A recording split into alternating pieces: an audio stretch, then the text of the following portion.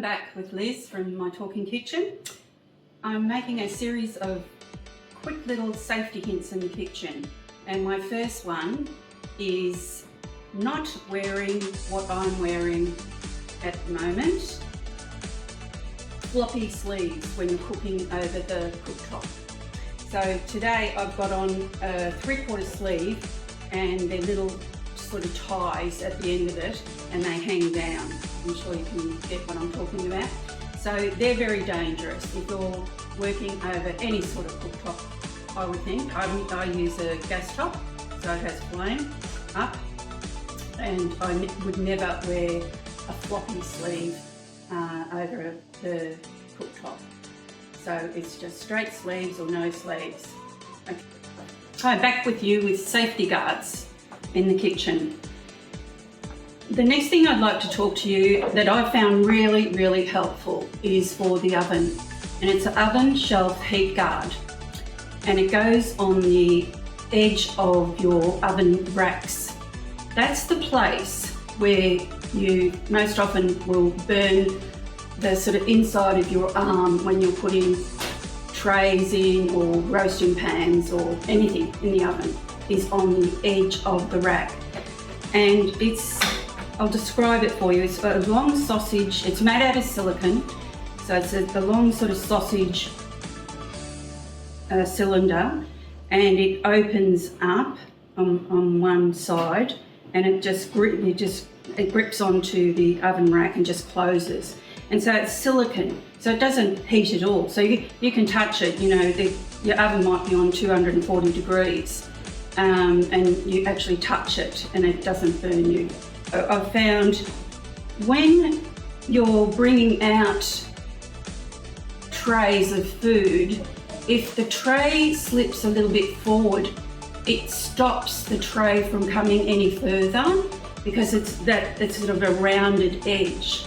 So that's a real safety hint as well. These you can buy online and absolutely anywhere you can buy. I truly believe knives are best kept in a knife block, not actually in your drawer, in amongst everything else. That's actually bad for your knives, the steel on your knives. It wears them down really fast, and it's actually dangerous to have your knives in the drawer. So I keep mine in a block. I sharpen my knife with a knife steel every time I'm going to use a knife. So I just put the knife steel on about a 15% angle and just go along from the heel of the knife to the top 3 or 4 times, turn the knife around, do the same 2, 3, and it just takes the little rough spots off the knife. If you want to have your knives, and we should have them really sharpened properly, you need to take your knives to a knife sharpener, a butcher, or there'll be someone around town, someone in your phone book that actually does it professionally, and a lot of them come out to your house to do it. And that is so important, having sharp knives when you're cooking, especially cooking, you're chopping up vegetables. It's safer to have a sharp knife, and it's dangerous to have a blunt knife. Blunt knives jump to the side and cut, and the cut is nastier, whereas a sharp knife cut is more of a nick. It's more of a clean cut.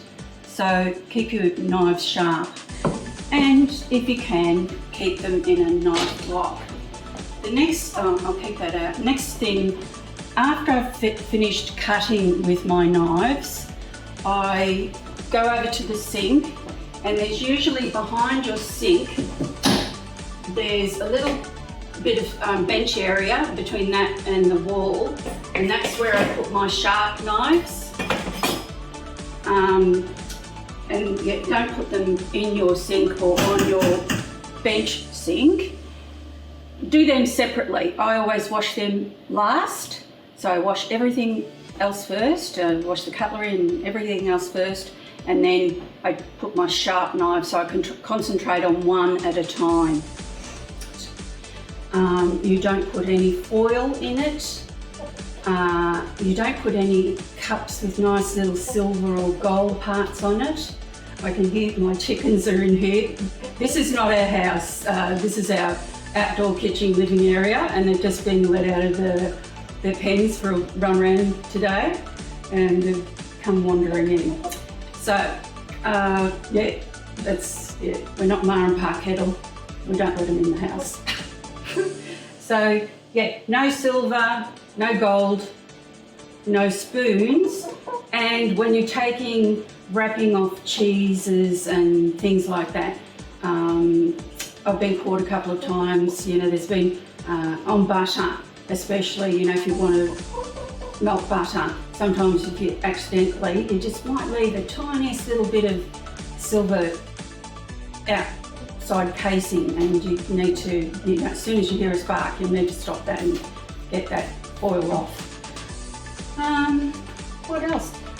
Taking food out of the microwave, always use hand oven mitts, and I'll show you in the next video which oven mitts I use that I think are the best for everything.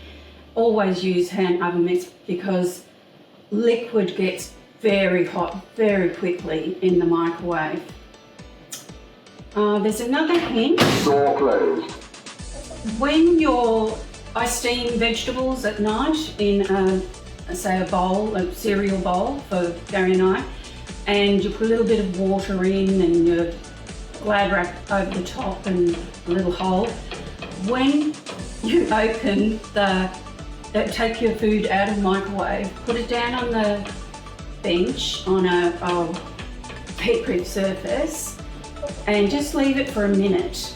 And then when you want to open it, go to the furthest part away from you, not near your body, the furthest part away from you, and lift that Glad wrap back away from you, because the steam will flow up and away from you. If you lifted that Glad wrap in front of you, nearest your body, it's going to come up into your face. So lift the Glad wrap the furthest way away from your body and back towards you, and it'll go out the other end. So that's the safest way. Hi, Liz back with you from My Talking Kitchen. Next safety hint is talking about the air fryer. Aren't they a handy little piece of machinery? I love it. So this unit hasn't been on today, so it's not hot at all. When you have your air fryer going, I believe you should, you pecked me, you little monkey. The chickens are in here again. You should have our air fryers on a good thick piece of board and then on the bench, because they get quite hot underneath.